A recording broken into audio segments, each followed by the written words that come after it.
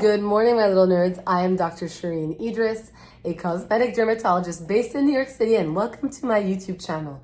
As you may or may have not noticed, I am losing my voice. I actually have lost my voice, and I'm currently regaining it back. So I'm going to make this video shorter and sweeter, and I'm going to get to the point much faster because I got to preserve the vocal cords. But I wasn't going to miss a week for you guys. So today, my friends, oh, by the way, if you haven't subscribed, liked, or commented, please feel free to comment below with any questions of topics you want to see next. And definitely subscribe and like to really support this community that we have grown, our Pillow Talk Derm YouTube family. Now, what are we talking about today? So last week, Kim Kardashian launched a 9-step skincare routine. Now, I have issues with this marketing of the skincare routine because it is being marketed as a 9-step skincare routine, which basically means you need every single step of the routine in order to emulate Kim and to achieve her skin. That's where my issues are. Now, in the comment sections of a lot of blogs and a lot of influencers and a lot of articles actually, in the New York Times especially, I saw a recurring comment that actually struck a chord in me because it is actually false. And I thought to myself, let us address this recurring comment today by really teaching you guys what Botox and fillers actually do. Because the comment was, Kim has good skin, not because of her skincare routine, which by the way, I do not disagree with. I do think she has more than just a skincare routine. She has other skincare products she's been using. She's had many procedures done throughout the years, and she has a lot of time, money, and the luxury to care for herself that people who are working or people who can't really afford that just don't have. But the comment continued, Kim has good skin only because she gets all this Botox and fillers. And I am here to say, as a cosmetic dermatologist, this is scientifically impossible. Botox and fillers are not going to give you good skin. And that's a fact. And I've seen people come through my practice with a shitload of filler in their face from outside practices whose skin was terrible in the sense of it was inflamed, it was reactive, their skin barrier was broken, and nobody was addressing the quality of their skin, and they were just getting themselves injected. And it wasn't making their skin quality any better. So fillers and Botox are not going to change the inherent structure of your skin in order to make it better. As our volume shrinks and drops, we start to age, right? And we can see it along our temples, in front of our ears, underneath our eyes, and everything starts to become more pronounced. Like it goes kind of like this, right? And this becomes more hollow, our eyes become more inset. You know, all of that happens kind of simultaneously throughout the years. Fillers, especially hyaluronic acid fillers, which are very high molecular weight hyaluronic acid, right, can help to reposition the volume because they have the volume, it's just shifted. So by going underneath the muscle in certain areas and through certain vectors, you can really lift a face and open it. And it is very rare that I personally ever fill a fold around the mouth because as we're aging and this is dropping, right, there's no point in putting filler here because you're doubling your problem and you're going to end up looking like over time.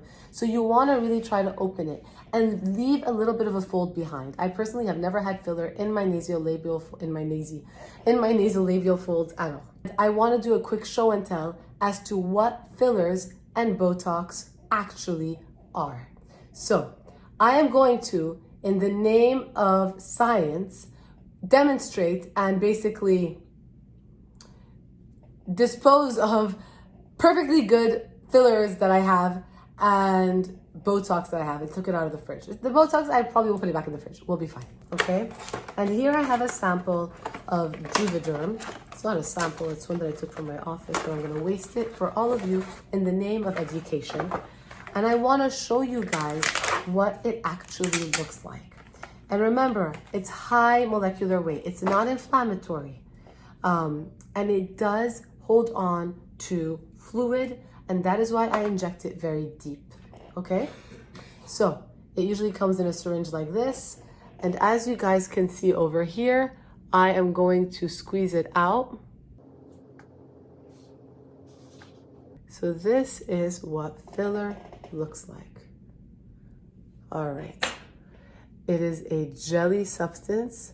Depending on the type of filler, and this could be a discussion for another day, it holds its shape.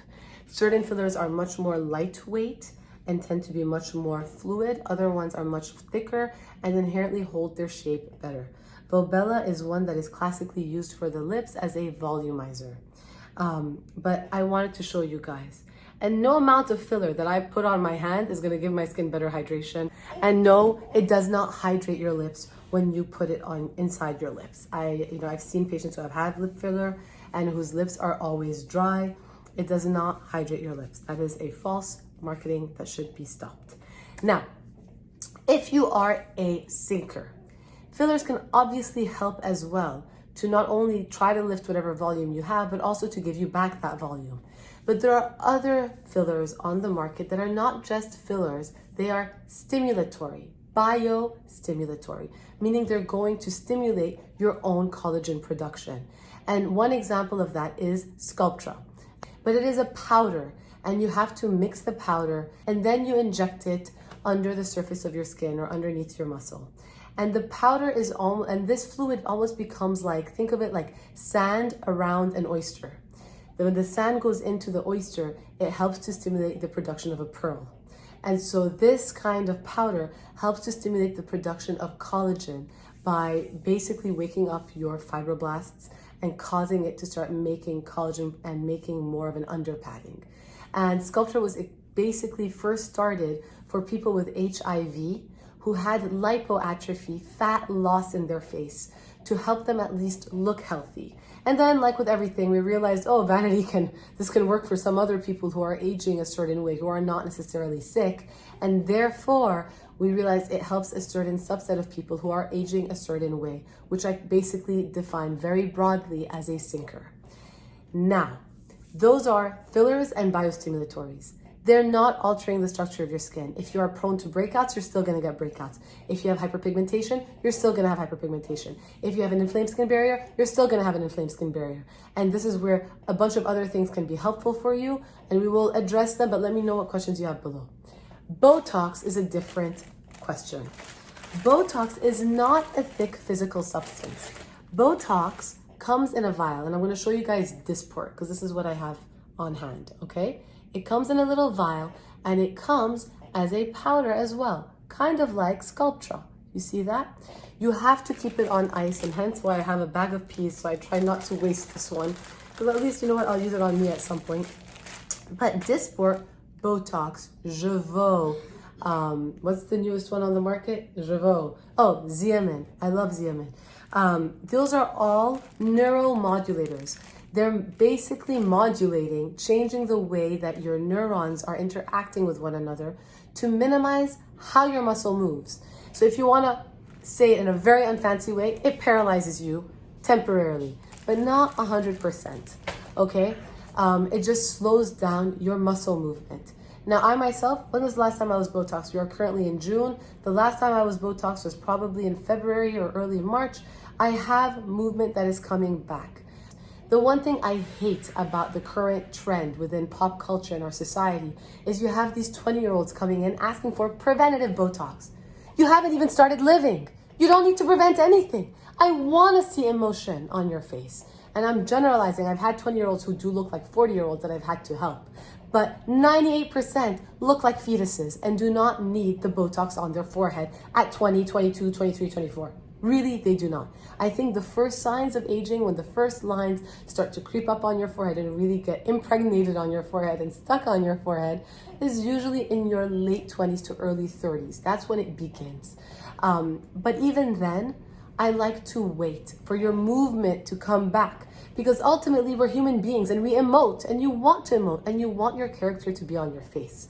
And so Botox, Jeuveau, Xeomin, Dysport, I usually tell patients, give it at least 6 months before you re-inject yourself, because I want your expression to come back onto your face. And so Botox, again, if you are somebody who has pigmentation, it's not going to get rid of your pigmentation.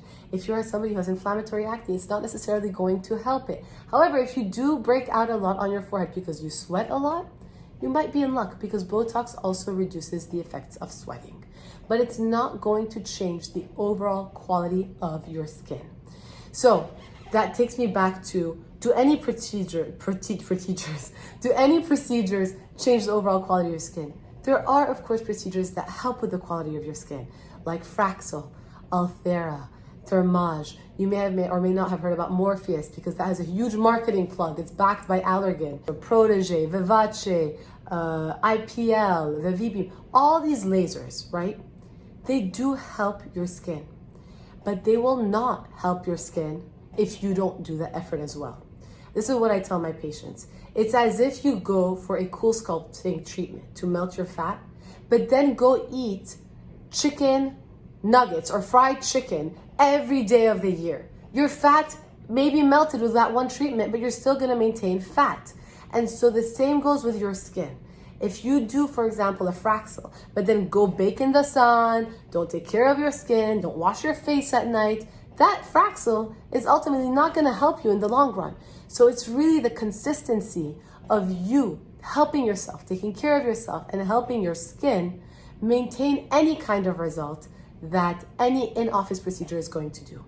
And that is why I so strongly preach for skincare, because skincare is the foundation of good skin. Understanding your skin and taking care of it and utilizing the right products and knowing how to tackle it problem by problem in order to really help your skin help itself is what's ultimately going to make you look your best as you age. And if you need the help of a filler or a needle or a Botox or a filler or a laser or whatever, then good for you if you can get to that. If it makes you happy and it makes you feel better about yourself, don't let anyone judge you. But back to Kim Kardashian, do I think that her skin looks so good because of her skincare routine? I highly doubt. I'm sure for years she was using a bunch of other skincare under the sun. But Kim's issue is not Botox and filler making her look good. Kim, unlike us mere mortals, has unlimited resources and time at her disposal for her to take care of herself. And so I would ask myself, how does she not look so good? If her real job is really all her image, then I would be like, what's going on? So I don't think it's her skincare giving her the good skin. I just don't. Good for her for hustling. Everyone deserves a chance to hustle and to continue to try to hustle. Joanna Check is the esthetician she worked with. I adore Joanna Check and I respect her a lot. So I'm sure there is some quality to that skincare product. But again, I am not for the 9-step routine marketing. It's redundant. You do not need that many steps, and you clearly do not need that many steps with redundant ingredients. And what problem are we targeting ultimately? So in order to have good skin, you want to really focus on what is your problem and how are you going to target your biggest problem first. Get that under control, move on to the next, and basically hold on to certain elements of each routine that's targeting a problem that is going to help keep your skin in equilibrium over time. So that is my spiel about cosmetics, what is the difference between Botox and fillers, and the foundation of skincare when it comes to good skin and your routine. I am Dr. Shereene Idriss. I hope you guys have a beautiful Saturday. Leave some comments below. I'll see you guys next week.